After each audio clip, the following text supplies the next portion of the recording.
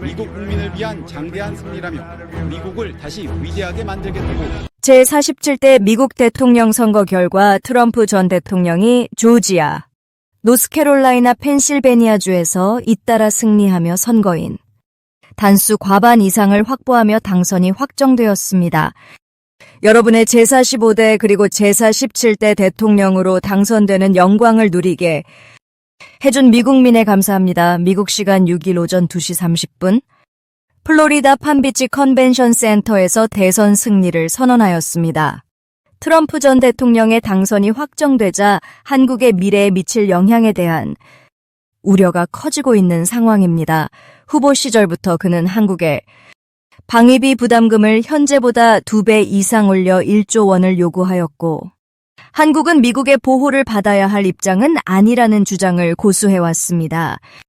대통령에 취임한 이후 그의 주장대로 일이 흘러간다면 한국에게 미치는 파급력은 엄청날 것으로 보입니다. 그가 말한 1조 원이라는 숫자는 어떤 의미를 가지고 있겠습니까? 또 그 이면에 숨겨진 미국의 의도는 무엇일까요? 오늘의 영상 바로 시작합니다.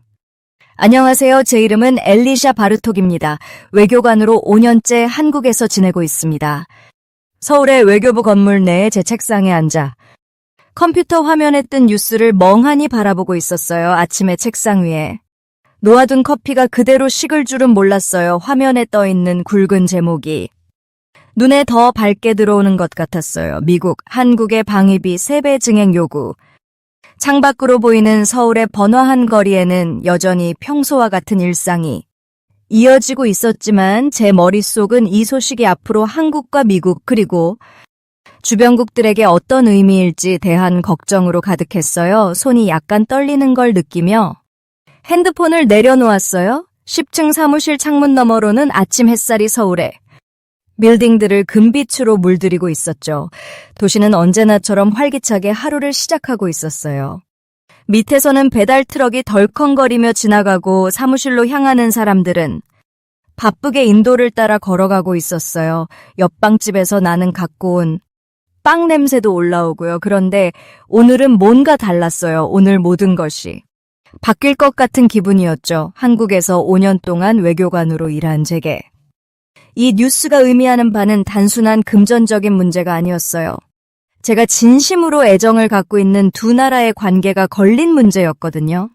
미국 제가 태어난 나라가 주한미군을 유지하기 위해 한국에게 3배의 비용을 요구하고 있는 거예요. 한반도 평화를 지켜온 동맹을 위해 3배나 더 요구하는 거죠. 창가로 걸어가 이마를 차가운 유류창에 댔어요. 아래를 내려다보니 사람들은 아직 이 소식을 모르고 일상을 보내고 있었어요. 단정한 교복을 입은 고등학생들이 길을 건너며 핸드폰으로 뭔가를 보며 웃고 있었고 한 할머니는 작은 가게 앞에 꽃을 정리하고 계셨어요. 서류 가방을 든 비즈니스맨이 서둘러 지나가는 걸 보니 아마 근처의 높은 빌딩 중 하나로 출근하는 길이겠죠. 한국이 얼마나 멀리 왔는지를 보여주는 풍경이었어요. 이게 상황을 더 복잡하게 만들었어요. 지금의 한국은 예전 한국전쟁 직후의 한국이 아니었거든요. 이제는 작은, 어렵게 살던 나라가 아니에요. 주위를 둘러보니 반짝이는 빌딩들이 서 있고 주머니에는 삼성 핸드폰이 들어있고 길거리를 가득 메운 현대 자동차들까지. 한국은 이제 경제 강국이 되었어요. 세계 최고의 기술을 만들고 전 세계로 물건을 수출하고 모두가 좋아하는 영화와 음악을 만들어내는 나라예요. 그때 컴퓨터에서 이메일 알림 소리가 났어요. 워싱턴에 있는 상사로부터 온 메일이었어요. 한국이. 이 요구에 어떻게 반응할지에 대한 저의 분석을 바로 보내달라는 내용이었죠. 책상에 앉았지만 글이 잘 써지지 않았어요. 이건 단순히 방위비에 관한 문제가 아니었거든요. 이건 자존심 존중, 그리고 한 나라의 정체성에 관한 문제였어요. 다시 핸드폰을 들어 메시지를 열어보니 한국 친구들과 동료들이 이미 질문을 보내기 시작했더라고요. 이게 진짜야? 이게 무슨 뜻이야? 왜 하필 지금이지? 가장 의미심장한 메시지는 친구인 민호가 보낸 거였어요. 그는 한국의 한 기자인데 이렇게 적혀 있었어요. 엘리샤, 이건 돈 문제가 아니고 우리 자존심을 시험하는 것 같아 아침이 점점 더워지면서 해가 서울 하늘 높이 떠올랐어요. 아래 거리에서는 사람들이 늘어나면서 웅성거리는 소리가 들리기 시작했어요. 평소에 아침 대화에 섞여 조금씩 이 소식이 퍼져가고 있었죠. 이내 이 이야기는 모든 사람의 입에 오르내릴 거예요. 신문은 각종 분석을 내놓을 것이고 텔레비전에서는 이 의미에 대해 토론할 거예요. 사람들은 커피숍이나 지하철에서. 이 문제로 열띤 논쟁을 벌이겠죠. 식은 커피를 한 모금 마셨어요. 차가워져 있었지만 그걸 신경 쓸 겨를이 없었어요. 머릿속엔 온통 질문이 떠다니고 있었거든요. 한국은 어떻게 반응할까? 과연 이렇게 많은 비용을 지불하기로 할까? 만약 거부한다면 무슨 일이 벌어질까? 이게 지역의 안전에 어떤 영향을 미칠까? 우리 두 나라의 관계에는 어떤 의미일까? 그때 핸드폰이 또 진동했어요. 이번엔 한국 동료인 지호에게서 온 메시지였어요. 점심때 만나자는 내용이었죠. 우리 얘기 좀 해야겠어. 곧 모든 게 바뀔 거야. 다시 한번 서울을 내려다봤어요. 아침 햇살 속에서 반짝이는 이 도시는 강하고 아름다우며 자부심에 차 있었어요.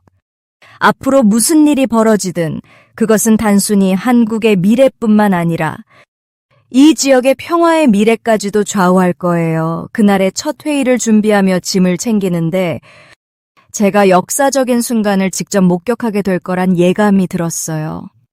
그리고 그 전에 양쪽이 서로를 이해할 수 있도록 제가 해야 할 일이 있다는 걸 느꼈죠. 서울의 바쁜 거리를 서둘러 걸어 지호를 만나러 우리 단골 커피숍으로 향했어요. 아침 햇살은 밝았지만 충격적인 뉴스 헤드라인을 본 이후로 제 기분은 무거웠어요.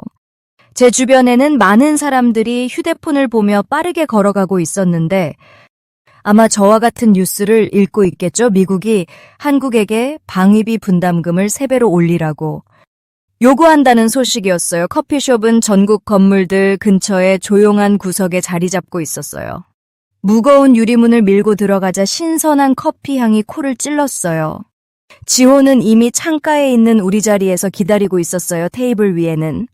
커피 2잔이 놓여 있었지만 그는 마시지도 않은 채 태블릿을 바라보며 이마를 찌푸리고 있었어요. 지호, 제가 의자를 당기며 말했어요. 최대한 빨리 왔어. 그가 고개를 들어. 저를 바라봤을 때 그의 눈에 서려 있는 스트레스가 보였어요. 지호는 단순한 한국인 동료가 아니라 방위 정책에 관해서는 제가 아는 사람 중 가장 똑똑한 사람이었어요. 우리는 5년 동안 함께 일해왔지만 이렇게 걱정하는 모습을 본 건 처음이었어요. 엘리샤, 그의 목소리는 낮았지만 강렬했어요. 이번은 그냥 예산 얘기가 아니야. 이건 다르다고. 그가 태블릿을 저에게 돌려 보여주며 트럼프의 요구사항을 설명했어요. 지금 우리가 내는 금액의 3배를 원한대. 그냥 돈이 아니야. 우리를 시험하는 것 같아. 얼마나 밀어붙일 수 있는지 보려는 거지. 저는 커피를 한 모금 마시며 따뜻한 액체가 신경을 진정시켜주길 바랐어요. 차근차근 설명해줘. 우리가 어떤 상황에 처한 건지. 지호는 노트를 꺼내 간단한 도표를 그리기 시작했어요. 그가 말했어요. 지금 한국은 미국의 군사 지원에 연간 약 10억 달러를 내고 있어. 그런데 30억 달러를 내라는 거야.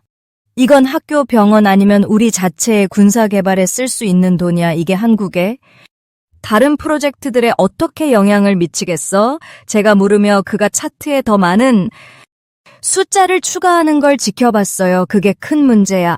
지호가 의자에 기대며 말했어요. 우리는 더 이상 보호가 필요한 작은 나라가 아니야. 우리는 우리 손으로 배, 탱크, 미사일을 만들지 세계 12위 경제대국이야. 그런데 이 요구는 우리가 아직도 50년 전에 한국인 것처럼 여기는 것 같아. 창밖으로 한 무리의 학생들이 웃으며 셀카를 찍으며 지나갔어요. 지호는 그들을 잠시 바라보더니 말을 이었어요. 이걸 더 어렵게 만드는 게 뭔지 알아? 바로 우리의 위치야. 그는 태블릿에 지도를 띄웠어요. 봐봐. 여기 우리가 있잖아. 중국, 일본, 북한 사이에 끼어 있지? 우리 위치가 너무 중요해서 무시할 수가 없어. 그러다 보니 누구든 우리한테 뭔가를 원해. 저는 그의 말을 이해하며 고개를 끄덕였어요. 한국의 위치는 축복이자 저주였죠. 이 나라는 아시아의 여러 강대국을 잇는 다리 같은 곳이었고 그런 위치 덕분에 모든 결정이 더 복잡해지는 거였어요. 다른 것도 보여줄게. 지호가 태블릿에 몇 가지 문서를 띄웠어요. 이게 현재 우리 방위 협정들이야. 서로 균형 잡힌 관계지. 양측이 기여하고 양측이 이익을 얻어. 그런데 이 새로운 요구는 그가 고개를 저었어요. 모든 걸 바꾸는 거야. 우리는 다음 1시간을 그 세부 사항들을 훑으며 보냈어요. 지효는 분담금 인상이 군사준비 태세, 훈련 프로그램, 합동연습에 어떤 영향을 미칠지 설명했어요. 그런데 그보다 더 중요한 건 왜 이번 일이 한국 사람들에게 감정적으로 큰 충격을 주고 있는지에 대해 이해하게 해줬다는 거예요. 이건 존중의 문제야. 그의 목소리가 점점 힘을 얻었어요. 우리가 여기 한국에서 대단한 걸 만들어냈어. 전쟁의 잿더미 속에서 세계에서 가장 강한 경제 중 하나를 읽었어, 우리 기술이. 여기저기 퍼져 있잖아. 핸드폰, 자동차, 배들까지 우리가 보호를 요구하는 게 아니야. 우리는 파트너십을 제안하는 거라고. 밖에서는 아침 교통량이 더 많아졌어요, 차들이. 경적을 울리고 사람들이 걸어가며 수다를 떠는 소리가 들려왔어요. 커피숍의 조용한. 구석에서 지호와 저는 다양한 시나리오를 그려보며 이 상황이 한국의 미래에 어떤 의미가 있을지 고민했어요. 한국은 어떻게 해야 할 것 같아? 마침내 제가 물었어요. 지호는 잠시 조용히 창밖의 도시 풍경을 바라봤어요. 우리는 현명해져야 해. 그가 천천히 말했어요. 사람들이 느끼는 분노에만 반응할 순 없어. 강하게 자신을 지킬 힘이 있지만 동시에 친구들과의 관계도 지킬 수 있을 만큼 지혜로워야 해. 차가운 커피를 마저 마시며 저는 이 대화가 단순히 돈이나 군사 지원에 관한 게 아니라는 걸 깨달았어요. 이건 한 나라의 자존심과 독립 속에서 그리고 세계 속에서의 위치에 관한 이야기였어요. 지효는 이번 일이 단순한 외교적 위기가 아니라 한국의 힘과 지혜를 시험하는 순간임을 제게 일깨워줬어요. 우리는 일어서서 자리를 떠났고 앞으로도 이런 대화가 많아질 거란 걸 서로 알고 있었어요. 아침 햇살은 더욱 강해져 커피숍 창문으로 긴 그림자를 드리웠어요. 밖에서는 서울이 완전히 깨어나 있었고 사람들은 각자의 하루를 시작하며 분주하게 움직이고 있었어요. 이번 위기가 그들의 미래에 어떤 영향을 미칠지 아직은 모른 채로 말이에요. 사무실 창문 너머로 시청 앞에 모인 첫 시위대를 지켜봤어요. 그들이 들고 있는 팻말에는 한국어와 영어로 쓰인 글들이 아침 바람에 흔들리고 있었어요. 한국은 팔려가는 나라가 아니다라는 문구가 보였고 또 다른 팻말엔 우리는 우리 힘으로 선다고 적혀 있었죠. 시간이 갈수록 군중은 점점 불어나고 있었고 그들의 목소리에서 뿜어져 나오는 에너지가 4층에 있는 제 창문까지도 전해졌어요. 휴대폰은 뉴스 알림으로 쉴 새 없이 진동을 울렸고 모든 한국 뉴스 채널에서 미국의 방위비 증액 요구에 대해 이야기하고 있었어요. 사무실 TV로 KBS, MBC, SBS 채널을 번갈아 틀어봤는데 서울 곳곳에서 모여드는 시위 군중의 모습이 똑같이 나오더라고요. 아침 뉴스 프로그램에서는 여러 전문가들이 모여 이번 일이 한국의 미래에 어떤 의미를 가지는지 열띤 토론을 벌이고 있었어요. 이것 좀 보세요. 제 비서인 민지가 태블릿을 가리키며 말했어요. 그녀는 코리아 헤럴드의 기사를 보여줬어요. 한국이 1950년대부터 지금까지 걸어온 길을 비교하고 있어요. 생각해보면 정말 놀라운 일이죠. 가장 가난한 나라 중 하나에서 세계 12위 경제대국이 되었으니까요. 저는 박물관에서 봤던 흑백 사진들이 떠올라 고개를 끄덕였어요. 그때의 한국을 지금 본다면 정말 상상도 못할 거예요. 논밭에서 삼성 스마트폰까지 왔으니 말이에요. 시간이 지나면서 시위대는 점점 더 커졌고 저는 직접 거리로 나가서 가까이에서 이들을 보고 싶어졌어요. 가을 공기는 상쾌했고 군중의 에너지는 강렬했어요. 학생들, 직장인들, 노인들이 한자리에 서 있었고 아이들을 데려온 사람들도 보였어요. 아이들은 부모의 어깨에 올라탄 채 작은 태극기를 흔들고 있었어요. 군중 앞쪽에서 점심을. 자주 먹는 작은 식당을 운영하시는 박 사장님이 보였어요. 평소에는 조용하고 차분한 분이신데 오늘은 강한 한국, 자유로운 한국을 외치는 그룹을 이끌고 계셨죠. 저를 발견한 그녀는 손을 흔들며 부르셨어요. 바르톡 씨. 그녀는 결연한 눈빛으로 말했어요. 이 사람들 보세요. 우리는 전쟁 후에 아무것도 없는 상태에서 이 나라를 다시 일으켰어요. 우리 부모님은 아무것도 없었어요. 쌀이 없어서 보리밥을 드셨다고요. 그런데 이제 보세요. 그녀는 주변에 반짝이는 건물들을 가리켰어요. 우리가 이 모든 걸 이뤄낸 거예요. 우리가 열심히 일해서 여기까지 왔어요. 그런데도 아직도 우리가 보호받아야 하는 가난한 나라처럼 우리를 대한다니 말이 돼요? 저는 그녀의 자부심과 분노를 이해할 수 있었어요. 외교관으로 일하면서 한국의 변화를 가까이서 지켜봤으니까요. 이제 한국은 현대적인 도시와 고속철도, 세계적인 기술을 갖춘 나라가 되었어요. K-팝과 K-드라마. 한식 같은 한국 대중문화는 전 세계적으로 유명해졌고요. 그런데도 미국은 여전히 한국을 수십 년 전에 어려웠던 나라처럼 대하고 있었어요. 사무실로 돌아와 보니 한국 소셜미디어는 이번 일에 대한 반응으로 들끓고 있었어요. 젊은이들은 한국의 국방비 지출을 다른 나라들과 비교하는 영상을 올리고 있었고, 또 다른 사람들은 한국이 어떻게 발전했는지 할머니, 할아버지의 이야기를 공유하고 있었어요. 저녁 뉴스에서는 다른 도시들에서도 시위가 벌어지고 있는 모습을 보여줬어요. 부산, 대구, 인천까지 작은 마을들조차도 중앙광장에서 사람들이 모였더라고요. 이건 단지 돈 문제가 아니었어요. 존중의 문제였고 현대 국가로서의 한국의 정체성에 대한 이야기였죠. 그날 밤 강남의 번화한 거리를 걸어 집으로 가면서 하늘로 치솟은 삼성 본사 건물을 지나쳤어요. 건물의 불빛이 아래에 깨끗한 거리 위로 반사되고 있었어요. 그 옆에서는 전통 길거리, 음식 노점상들이 디자이너 옷을 입은 젊은이들에게 떡볶이와 호떡을 팔고 있었죠. 이게 바로 현대 한국이었어요. 전통과 혁신이 공존하는 곳이자 옛것과 새로운 것이 어우러진 공간이었죠. 그때 전화가 울렸어요. 지호였어요. 뉴스 보고 있어요? 그가 물었어요. 오늘 한국 증권시장이 타격을 받았어요. 투자자들이 이번 일이 우리 경제에 미칠 영향에 대해 걱정하고 있어요. 상황이 얼마나 심각해요. 저는 멈춰서서 건물에 붙은 큰 화면에 주식 가격이 스크롤되는 걸 바라보며 물었어요. 사람들이 걱정할 정도는 되지만 공포에 빠질 정도는 아니에요. 그가 답했어요. 하지만 엘리샤, 이건 단순히 돈 문제가 아니에요.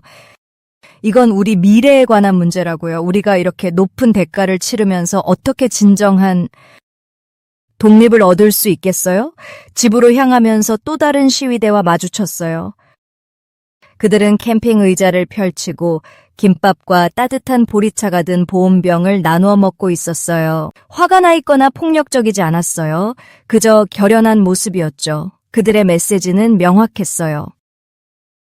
한국은 이제 성장했고 더 이상 보호받아야 할 아이가 아니라 강하고 유능한 국가로서 동등한 대우를 받을 자격이 있다는 것이었어요. 아파트에 도착해 발코니에 서서 서울의 야경을 바라봤어요. 전쟁 후 황폐했던 풍경과는 완전히 다른 수백만 개의 불빛이 반짝이는 도시였죠. 그 불빛 속 어딘가에서 수많은 한국인들이 이 도전에 대해 고민하고 있을 거예요. 이제 문제는 단순히 방위비에 관한 것이 아니었어요. 한국이 세계 속에서 당당히 설 자리, 그리고 동등한 나라로서 대우받을 권리에 관한 것이었어요. 제가 사무실에서 컴퓨터 화면을 바라보며 믿기지 않는다는 듯 멍하니 앉아 있었어요. 방금 도착한 이메일이 모든 걸 바꿀 수 있을 것 같았거든요. 트럼프 대통령의 팀에서 예상치 못한 새로운 제안을 보내온 거였어요. 손이 약간 떨리면서도 다시 한번 그 내용을 꼼꼼히 읽어봤어요. 지호 씨가 이걸 당장 봐야겠는데 저도 모르게 혼잣말을 하며 휴대폰을 들었어요. 몇 분 지나지 않아 제 한국인 동료가 헐레벌떡 사무실로 들어왔어요. 평소 가지런했던 넥타이도 살짝 흐트러진 모습이었죠. 뭐가 그렇게 급한 거예요? 엘리샤? 지호 씨가 약간 숨을 고르며 물었어요. 저는 그를 앉으라고 손짓하고는 화면을 돌려서 제안서를 읽어보게 했어요. 그의 얼굴을 주의 깊게 살펴봤어요. 화면을 따라 눈이 움직이며 나타난 표정은 처음엔 놀람, 그 다음엔 혼란. 마지막엔 깊은 걱정이었어요. 방 안은 유난히 조용했고 에어컨의 부드러운 소리만 들릴 뿐이었어요. 이건 모든 걸 바꾸네요. 지호 씨가 조용히 말하며 제 생각을 그대로 되풀이했어요. 그는 자리에서 일어나 창가로 다가가 서울의 멋진 스카이라인을 바라봤어요. 아침 햇살이 유리 건물에 반사되어 거울처럼 빛나고 있었죠. 새로운 제안은 명확하면서도 복잡했어요. 만약 한국이 현재 방위비의 3배를 지불하는 조건을 수락한다면 미국은 특별한 혜택을 제공할 거라는 내용이었어요. 미국이 한국의 최첨단 군사기술을 공유해주겠다는 제안이었죠. 이건 단순한 기술이 아니었어요. 일본조차도 접근할 수 없는 기술들이 포함된 제안이었거든요. 어떤 기술을 제공하겠다는 거죠? 정확히 창밖을 내다보던 지호 씨에게 물었어요. 그는 저를 돌아보며 진지한 표정으로 말했어요. 이 제안에 따르면 최신 미사일 방어 시스템을 포함해 다중 위협을 추적할 수 있는 첨단 레이더 시스템, 사이버 방어 툴, 그리고 아직 공개되지 않은 기밀 무기 시스템까지 제공할 거라고 하네요. 저도 고개를 천천히 끄덕였어요. 이 제안이 왜 그렇게 중요한지 이해가 됐거든요. 이건 마치 아주 강력한 자동차의 열쇠를 건네받는 거랑 비슷하네요. 간단히 설명하려고 비유했어요. 하지만 가격이 만만치 않죠? 지호는 다시 자리에 앉으며 관자놀이를 손으로 문질렀어요. 엘리샤 씨, 이게 진짜 어떤 의미인지 아시죠? 이건 단순히 돈과 기술의 문제가 아니에요. 이건 한국의 미래, 우리나라의 정체성에 관한 문제예요. 그 말이 맞았어요. 이건 단순한 비즈니스 거래가 아니었어요. 이 제안을 수락한다면 한국은 미국과 더 깊이 연계될 수밖에 없을 거예요. 방어력은 그 어느 때보다 강화될 테지만 동시에 이웃 나라들에게도 분명한 메시지를 전하게 될 테니까요. 중국은 절대 이걸 좋아하지 않겠죠. 저는 혼잣말처럼 생각을 말했어요. 이미 아시아 지역에서 미국의 영향력을 걱정하고 있는 상태인데 이걸 보고 더 예민해질 거예요. 북한도 이걸 위협으로 받아들일 테니 긴장할 거고요. 지호 씨는 다시 일어나 방을 걸어 다니기 시작했어요. 맞아요. 우리가 이걸 받아들이면 강력한 군사기술을 얻게 되죠. 역대 가장 강력해질 거예요. 하지만 동시에 중국이라는 가장 큰 무역 파트너를 화나게 할 위험이 있고 미국 편에 확실히 서겠다는 메시지를 세상에 보내는 셈이죠. 지호 씨의 어깨에. 이 결정에 무게가 실린 게 보였어요. 한국은 독자적인 정체성을 위해 오랜 시간 노력해왔고 강하고 독립적인 국가가 되기 위해 애써왔죠. 이제 그들은 선택의 기로에 서 있었어요. 도움과 기술을 받아들여 최상의 방어력을 갖추느냐, 아니면 스스로의 힘으로써 더 취약해질 위험을 감수하느냐, 그럼 거절하는 건 어떤가요? 물어봤어요. 이미 답을 알고 있긴 했지만요. 지호 씨는 고개를 저었어요. 거절하면 돈을 아끼고 더 많은 독립성을 유지할 수 있죠. 하지만 미국과의 동맹이 약해질 위험도 있어요. 그리고 이 기술을 개발하는데 몇 년, 아니 몇십 년이 걸릴 수도 있어요. 해가 점점 더 높이 떠오르면서 사무실 안이 따뜻해지고 있었어요. 하지만 한국이 직면한 진짜 열기는 바로 이 결정에 있었어요. 이건 이제 돈의 문제가 아니었어요. 한 나라의 영혼, 그리고 미래에 관한 선택이었죠. 이 결정을 더 어렵게 만드는 게 뭔지 아세요? 지호 씨가 작아진 목소리로 말했어요. 한국은 이제 예전의 한국이 아니에요. 단순히 보호를 받는 걸로 끝나지 않는다는 거죠. 우리는 앞으로 나아갈 길을 선택해야 해요. 어떤 결정을 하든 그게 앞으로 오랫동안 한국이 세상에 어떻게 비칠지 결정할 거예요. 저도 고개를 끄덕이며 완전히 이해했어요. 제안서는 화면에 그대로 남아 있었고 그 글자들이 점점 무거워지는 것 같았어요. 외교관 생활을 하면서 이런 상황을 겪어본 적은 없었어요. 이건 단순한 협상이 아니었어요. 이건 한 나라의 미래를 정의할 순간이었어요. 지호 씨가 상부에 보고하러 제 사무실을 떠나는 걸 보면서 저는 역사적 순간을 지켜보고 있다는 느낌을 지울 수 없었어요. 한국은 지금 중요한 갈림길에 서 있었고 어느 길을 선택하든 그 여파는 국경을 넘어 울려 퍼질 거예요. 이 결정. 단순히 방위비나 군사기술의 문제가 아니라 국가의 정체성, 관계, 그리고 세계 속에서의 위치를 정의하는 일이었어요. 저는 회의실 뒤쪽에 앉아서 눈앞에서 역사가 펼쳐지는 모습을 지켜보고 있었어요. 그 방 자체도 어떤 이야기를 담고 있었죠. 짙은 나무로 만든 긴 타원형 테이블과 높은 등받이가 있는 가죽 의자들이 주변을 둘러싸고 있었고 각 자리에 한국 정부의 주요 관료들이 앉아 있었어요. 커다란 창 너머로 반짝이는 서울의 스카이라인이 보였지만 오늘은 아무도 그 광경에 관심을 기울이지 않았어요. 공기 중에 흐르는 긴장감이 손에 닿을 듯 짙었죠. 한국 외교부. 고위 관계자가 방 앞에 서 있었어요. 평소 깔끔하던 그의 머리는 여기저기 헝클어져 있었는데 아마도 스트레스로 머리를 너무 자주 만진 탓이겠죠. 그 뒤로는 커다란 화면에 숫자들이 떠 있었는데 그 숫자들은 방 안에 사람들을 불편하게 만들 만큼 거대했어요. 그 숫자들은. 트럼프가 요구하는 비용이었죠. 지금 우리가 지불하는 금액의 3배입니다. 정부 관계자가. 피곤한 목소리로 또렷하게 말했어요. 이건 내년 우리 교육 예산 전체보다 많습니다. 그러고 나서 화면을 넘겨 그 돈이 대신 사용될 수 있는 분야들을 보여줬어요. 새로운 학교, 병원, 도로 같은 것들이요. 곧바로 테이블 주변에서 손이 여기저기 들려 올라갔어요. 먼저 재정 담당인 김 국장이 입을 열었죠. 그녀는 50대의 여성으로 단호한 목소리로 말했어요. 이걸 수락하려면 다른 곳에서 예산을 줄여야 할 겁니다. 그녀는 다른 방법은 없습니다. 그녀의 말에 몇몇 관료들이 고개를 끄덕였어요. 하지만 그때 날카로운 눈빛과 단호한 표정을 지닌 군 경력에 이 장군이 앞으로 몸을 숙였어요. 그들이 제공하겠다는 기술은 쉽게 구할 수 있는 게 아닙니다. 이 방어 시스템은 우리에게 많은 변화를 가져올 수 있습니다. 그는 미국이 제안하는 새로운 미사일, 시스템과 레이더 기술 사진을 꺼내 보여줬어요. 토론은 점점 뜨거워졌어요. 젊은 관료들은 미국의 요구를 거절하려는 쪽에 더 기울어져 있었고 한국 전쟁을 기억하는 나이 든 관료들은 더 신중한 태도를 보였어요. 젊은 비서가 커피와 물을 서둘러 가져왔지만 대부분의 컵은 손도 대지 않았어요. 이건 단순히 닭과를 즐길 분위기가 아니었죠. 우리가 이렇게 쉽게 물러서면 일본이 우리를 비웃을 겁니다. 한 관료가 테이블을 주먹으로 치며 말했어요.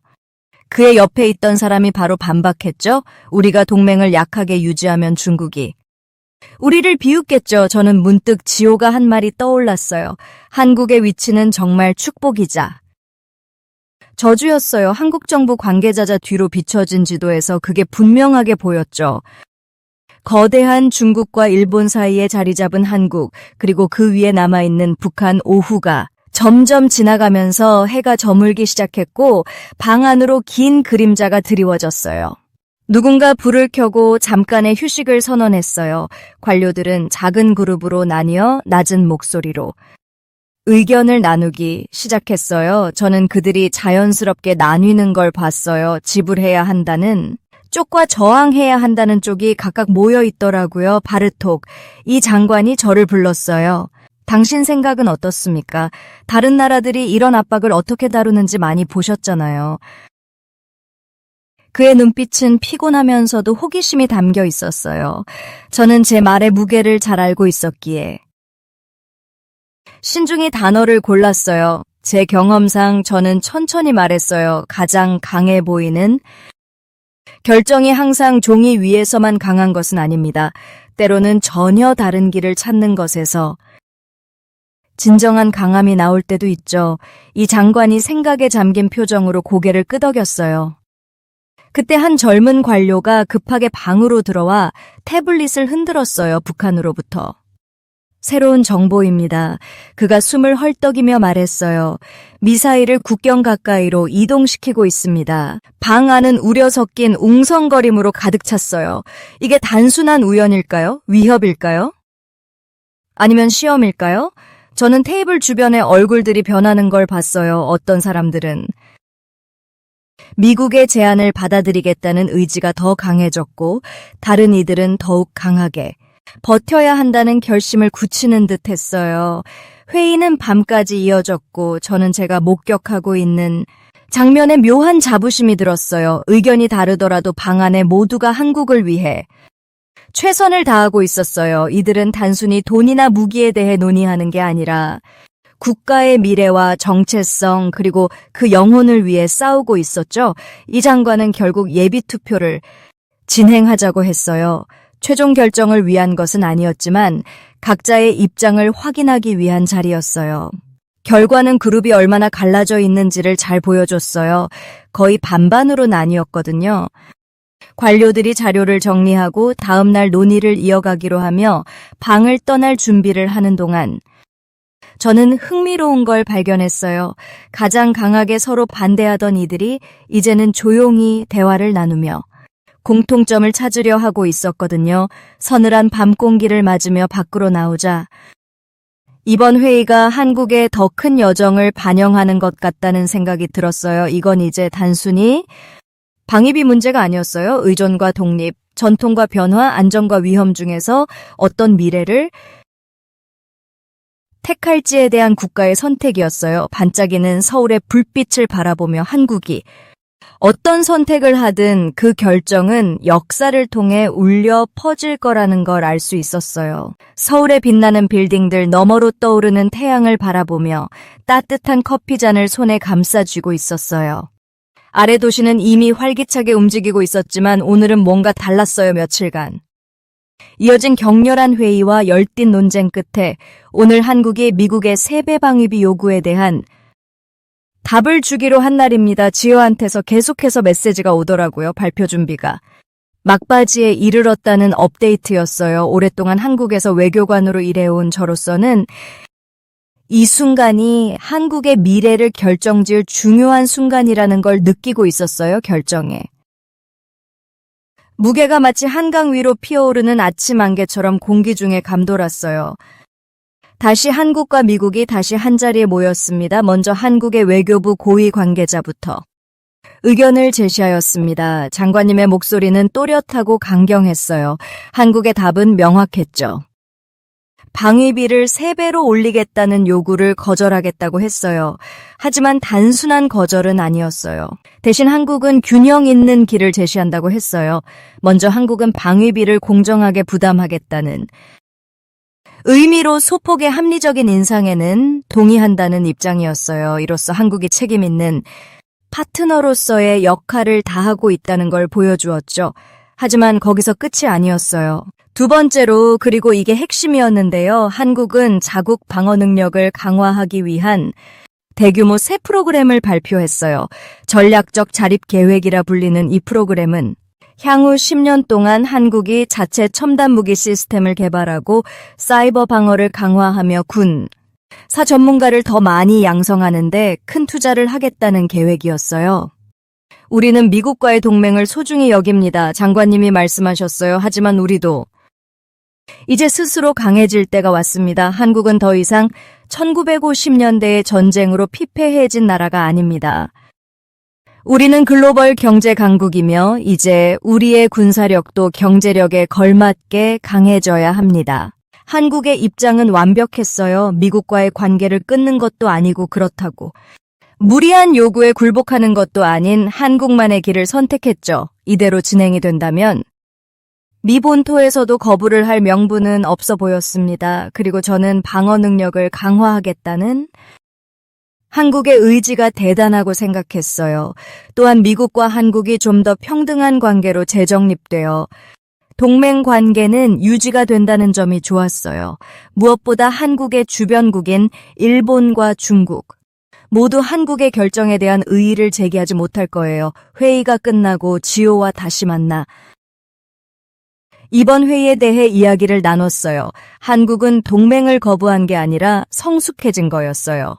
친구 관계를 유지하되 독립적으로 성장해 나가려는 지혜가 담긴 결정이었어요.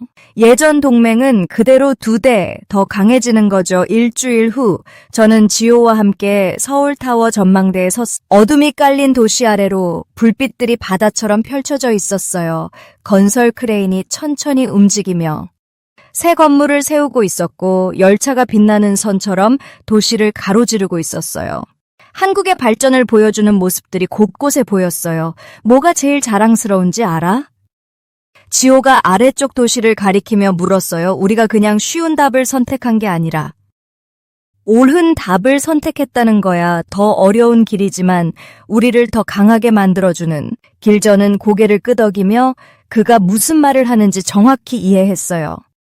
이번 결정은 단지 방위비나 군사 전략에 관한 게 아니었어요. 한나라가 자신의 미래를 스스로 선택한 순간이었죠. 서울 땅에서 솟아오르는 빌딩들처럼 한국은 이제 새롭게 무언가를 세우고 있었어요. 세계 강국들 사이에서 동등한 위치에 서고 동맹에 충실하면서도 독립적으로 자립하는 미래를 향해 나아가는 모습이었어요. 도시의 밤이 내려앉으며 저는 한국이 얼마나 멀리까지 왔는지를 생각했어요. 전쟁의 폐허에서 수많은 고난을 거쳐 마침내 스스로의 길을 선택하는 이 순간까지요.